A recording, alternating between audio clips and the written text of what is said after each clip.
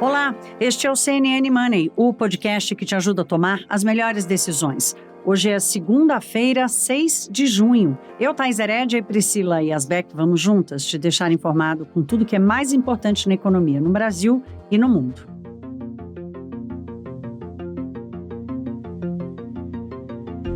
Minha gente, segura aí, aperta os cintos. A semana está começando com o petróleo já passando dos $120. Pelo menos foi assim na abertura dos mercados na Europa. A preocupação não é mais apenas com a volta da China, com uma pressão sobre os preços e sobre a demanda. É sobre a oferta mesmo. Quanto de petróleo vai ser ofertado para o mundo inteiro nos próximos meses. O preço está refletindo isso, esse risco de abastecimento. Durante o fim de semana, vocês devem ter visto muitas discussões envolvendo liberação de exportações de petróleo do Irã, da Venezuela, que são países que estão sob sanções americanas e, portanto, estão fora do mercado oficial de petróleo, e essa liberação poderia dar algum alívio. De todo jeito, nós já começamos neste ambiente. E vamos trazer aqui essa bombinha de gasolina para a nossa fogueira, porque aqui no Brasil, olhando de longe o petróleo subindo, já bate aquele desespero, né? Será que a Petrobras vai acabar fazendo um reajuste? Porque, afinal de contas, a defasagem já aumentou. E como é que vai ficar o projeto que quer determinar uma alíquota única e mais baixa do ICMS para combustíveis, energia elétrica, telecomunicações? Aquele projeto que passou na Câmara e agora está no Senado. No podcast de hoje, eu e Priscila vamos trazer aqui esse debate, renovar um pouco, né? Porque em caso de vocês terem esquecido, né, ouvintes queridos, vamos passar rapidamente aqui, relembrando do que estamos discutindo, né, sobre o ICMS. A Priscila vai trazer uma informação importante aqui sobre o efeito esperado disso já agora, nem pensar num novo reajuste dos combustíveis, mas de qualquer forma a situação está colocada, né? O Brasil tem um sistema tributário totalmente distorcido, tem uma crise econômica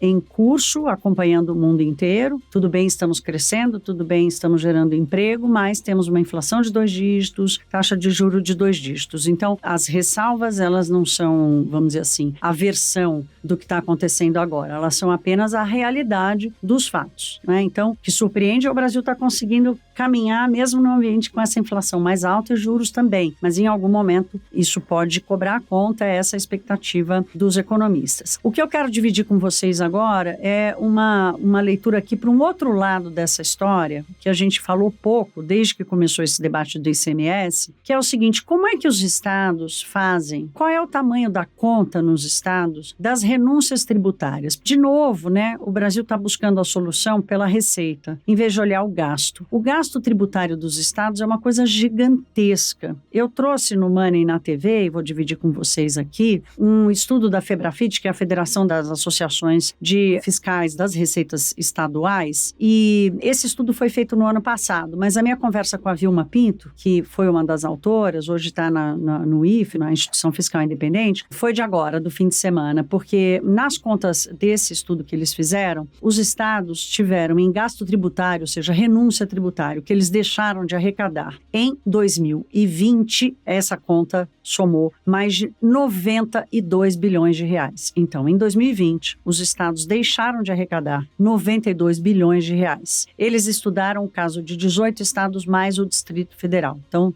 os principais estão aí. A diferença regional também é gigantesca. São Paulo, por exemplo, que é o estado que mais arrecada, é o que tem a menor renúncia fiscal, cerca de 12%. A região centro-oeste, uma das que menos arrecada, ICMS, tem um benefício tributário que passa de 34% de toda a arrecadação do ICMS. Então, que benefícios são esses? Para quem foi dado?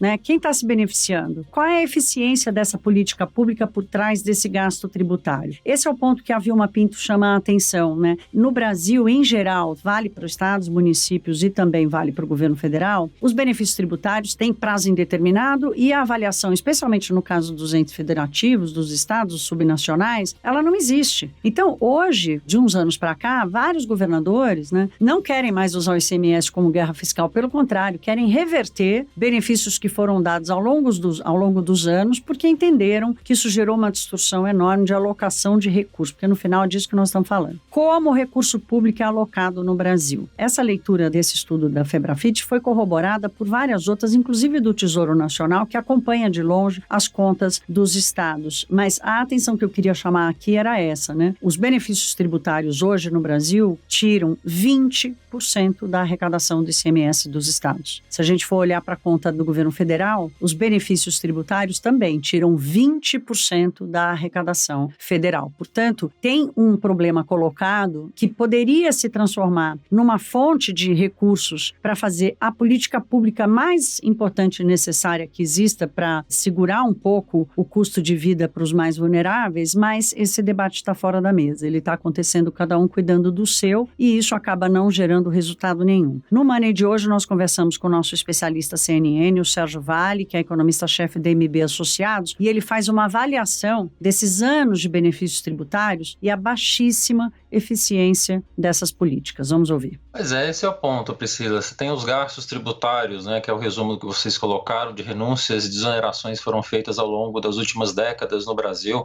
A gente tem algumas importantes que são feitas, por exemplo, na renúncia na Zona Franca de Manaus. Enfim, a quantidade é muito grande, muitas vezes são feitas e acontecem por lobbies específicos de empresas, de setores que conseguem ter essas renúncias fazendo acontecer. E o impacto é complicado na economia, porque em vez de você estar gastando tempo, e essa questão do ICMS agora é um sinal disso também, um tempo precioso para fazer uma reforma tributária que resolveria essa questão dos gastos tributários, das renúncias, das desonerações, colocaria uma alíquota única, você simplificaria impostos, a gente está colocando mais distorções, mais problemas no sistema fiscal brasileiro e, na verdade, quando você faz isso, você tem duas implicações. Você tem implicações de crescimento, porque você está distorcendo ainda mais o sistema tributário, e você tem implicações fiscais do ponto de vista de que, olha, você está fazendo uma mudança de tributação agora importante, num elemento que é importante de arrecadação para os estados, nesse momento que a arrecadação está forte por conta de combustível e energia, mas lá na frente não vai estar. E essa arrecadação vai fazer falta no momento que você vai precisar disso para os estados. Como é que vai ficar o resultado fiscal de estados do governo federal lá na frente com essas mudanças que estão sendo feitas agora? Então você tem um custo fiscal também para frente que acaba implicando em mais prêmio de risco, em mais taxa de juros, eventualmente um crescimento menor. Então, tudo que está sendo discutido agora, a gente está perdendo tempo. A gente deveria estar discutindo, de fato, uma reforma tributária mais ampla. E essa situação toda que a Thaís narrou muito bem e que tem efeitos para a arrecadação dos estados, tem diversos efeitos aí para a nossa economia, ela só fica ainda mais pressionada com o aumento do preço do petróleo, que continua subindo. Então, na manhã dessa segunda-feira, o petróleo passou dos $120, isso depois que a Arábia Saudita subiu os preços do petróleo vendido para julho. A alta sinaliza que essa oferta no mundo de petróleo está apertada, e isso mesmo depois de, na sexta-feira, a OPEP ter sinalizado, a OPEP+, né, que reúne os países exportadores de petróleo, ter sinalizado que vai aumentar a produção para os próximos 2 meses, mas a variação do mercado foi que esse aumento não vai ser suficiente para fazer frente às restrições na oferta, com sanções econômicas à Rússia, ou seja, o preço do petróleo deve continuar ainda se mantendo elevado. E aí, queria trazer um dado aqui interessante, que a ABICOM, que é a associação que representa os importadores de combustíveis, eles mostraram o que pode acontecer se o petróleo for a $130. Então, lembrando, o petróleo está passando do 120 na manhã dessa segunda-feira. Tem especialistas que dizem que agora a gente está com um embargo ali da Europa para o petróleo russo de 2/3. O objetivo da União Europeia é chegar a um embargo de 90% do petróleo russo. Então, com esse embargo de 2/3, o petróleo já está entre $110 e $120. Tem muito especialista no mercado de petróleo que diz que se o embargo chegar de fato aos 90%, isso pode pressionar ainda mais os preços, com alguns mais pessimistas falando de petróleo indo até $150, mas tem uma previsão aí de bancos diferentes que fala sobre um petróleo indo talvez a $130. E aí a Bicom calculou, trazendo tanto quanto que já está defasado o nosso preço do diesel e da gasolina em relação ao mercado lá fora, quanto esse possível aumento do preço do petróleo, quanto que ficaria então o custo da gasolina e do diesel para o consumidor aqui. Então hoje a gasolina está custando R$ 7,25 o litro em média no país, o diesel está custando R$ 7,05. Com o petróleo subindo para $130, se a Petrobras não deixar a defasagem em relação ao preço lá fora, a gasolina subiria para R$ 8,37, então teria uma alta de R$ 1,12, e o diesel subiria 93 centavos e iria para R$ 7,96. A gente está falando do diesel, quase R$ 8,00. Estamos falando da gasolina, então passando de R$ 8,00 indo para quase R$ 8,40 nesse cenário de um petróleo indo a $130. É esse o tamanho do problema que a gente está falando, é por isso que a política fica tentando arranjar a solução para conter os preços. Mas as soluções que estão sendo tentadas nesse momento, e talvez uma das principais agora seria aquele teto de ICMS de 17%, que inclusive está em discussão no Congresso, com o líder do projeto, o Fernando Bezerra, falando com o ministro da Economia, Paulo Guedes, nessa semana. Esse projeto, ele pode sim reduzir o preço para a gasolina, mas não para o diesel. Eu vou trazer aqui alguns dados do Instituto Combustível Legal, e o que eles mostram é que, como o ICMS na média do país está em cerca de 28% no caso da gasolina, se fosse implementado o teto de 17% no ICMS, a gasolina teria uma redução, essa redução ia variar de acordo com quanto que já é cobrado de ICMS hoje nos estados. Então, por exemplo, no caso de São Paulo, o preço cairia com esse teto de ICMS em 17%, 50 centavos. No caso do Rio de Janeiro, que cobra já um ICMS mais alto, como a redução para 17%, hoje cobra 34%, a redução para 17% seria maior, a diferença seria de R$ 1,15. Então, ok, gasolina teria uma queda. O problema está no diesel, que inclusive é o combustível mais sensível para a nossa economia, porque afeta preço de fretes, abastece a maioria esmagadora dos caminhões hoje, do transporte rodoviário, e também abastece os ônibus, né, o transporte público. Então, o diesel tem um ICMS médio de 14%, então, com o teto do ICMS a 17%, inclusive, haveria um espaço para aumentar o ICMS. Então, aumentaria, por exemplo, 18 centavos em São Paulo e 25 centavos no Rio. Ou seja, esse teto para o ICMS, ele ajuda na gasolina, mas não ajuda no caso do diesel, porque o ICMS sobre o diesel hoje, na média do país, está em 14%. Então, subiria para 17%. Então, essa é um pouco da situação que a gente tem. E aí, com esse aumento do preço do petróleo lá fora, com essas discussões que tentam soluções simples para problemas complexos na via política para reduzir o custo do combustível, o que a gente vê é ainda uma sinuca de bico, e a gente falou sobre isso com o Sérgio Vale, sobre risco de desabastecimento, sobre o que ele acha que pode acontecer, se a Petrobras vai repassar esses aumentos do petróleo lá fora para os preços, ou se ela vai deixar o preço defasado, e quais seriam as consequências disso. Vamos ouvir. A gente está discutindo essa questão do ICMS e como a gente tem colocado há tanto tempo, olha, você tem câmbio e preço de barril de petróleo, que são os elementos importantes na dinâmica de aumento de preço de combustível agora. Olhando para frente, essa situação de insegurança na Europa, por conta da guerra da Ucrânia com a Rússia e o que está acontecendo com o petróleo, vai fazer com que o preço ainda tenha essas pressões para cima nos próximos meses, e muito provavelmente a gente tenha que pensar nessas duas opções. Ou você tenha um preço que não suba e aí você vai faltar diesel, faltar combustível no final, ou você vai ter que repassar. A próximo da eleição, a gente já vê a dificuldade que vai acabar acontecendo. Eu acho que não tem muita alternativa, né? Dada essa dinâmica de preço de petróleo, você vai ter que repassar, senão o pior cenário que tem é você faltar combustível. E aí eu acho que para o governo, mais do que aumentar preço, faltar combustível vai ser um tiro no pé ainda maior para eles.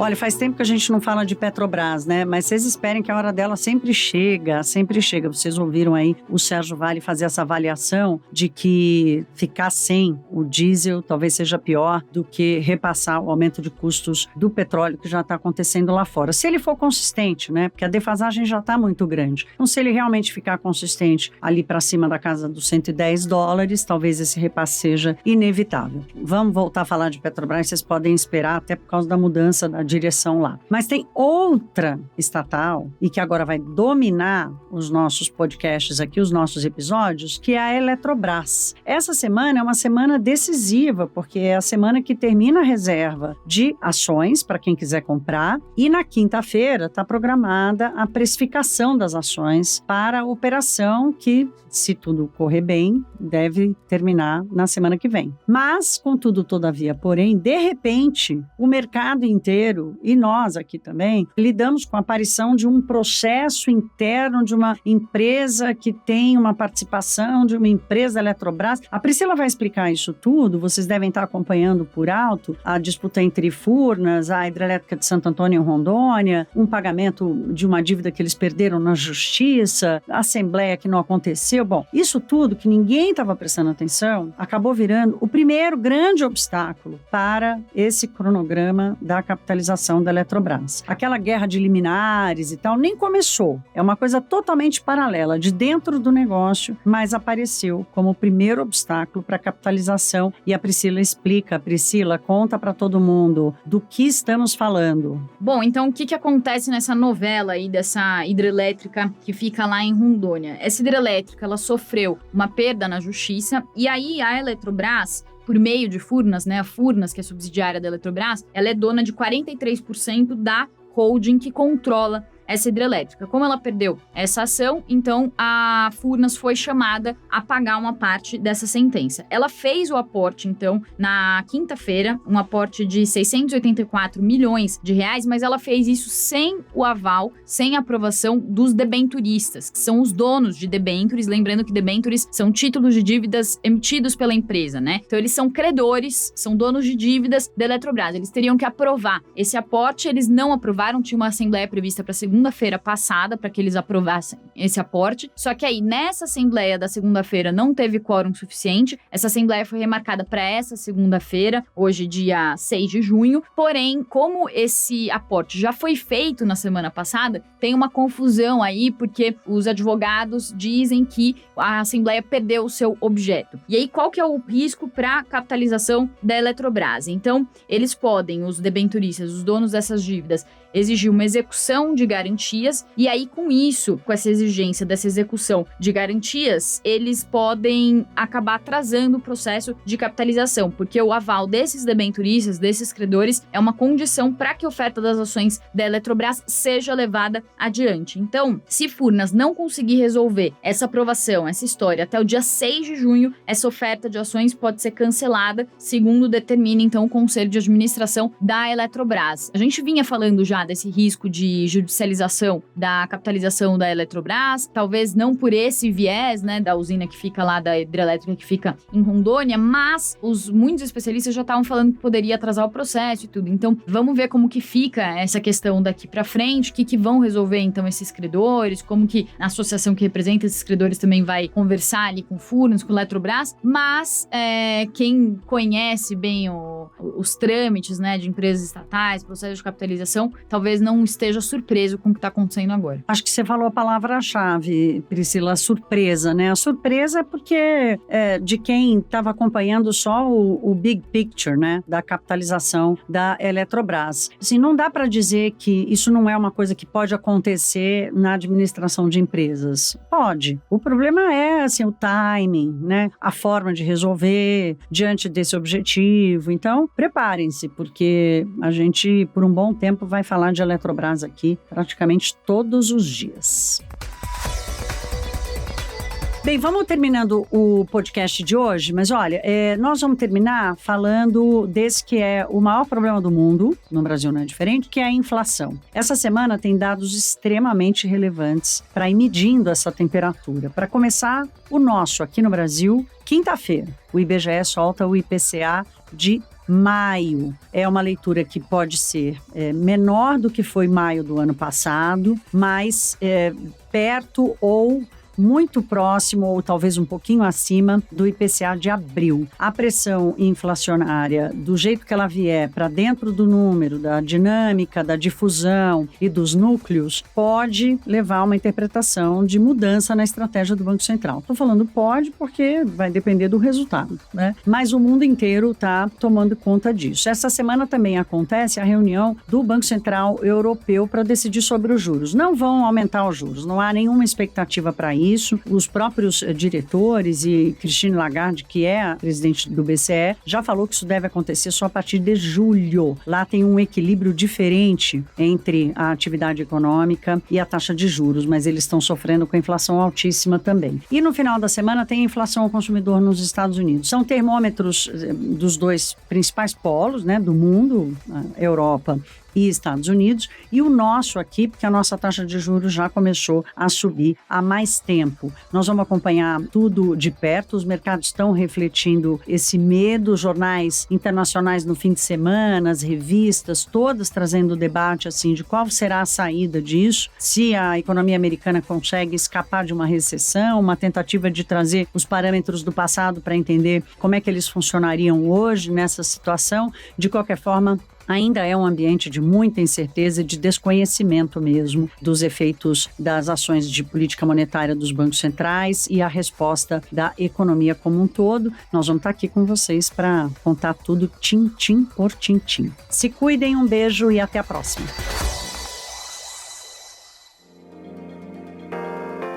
Com a apresentação de Thaís Hered e Priscila Yasbeck, este podcast foi produzido pela Maremoto para a CNN Brasil. Edição e sonorização, Felipe Gomes. Coordenação geral, Paula Weinberg e Felipe Gomes. Coordenação de produto, Verônica Schneider. Coordenação editorial, Diego Toledo. Você também pode ouvir o CNN Money no site da CNN Brasil. E aproveite para conhecer os nossos outros programas em áudio. Acesse cnnbrasil.com.br/podcasts.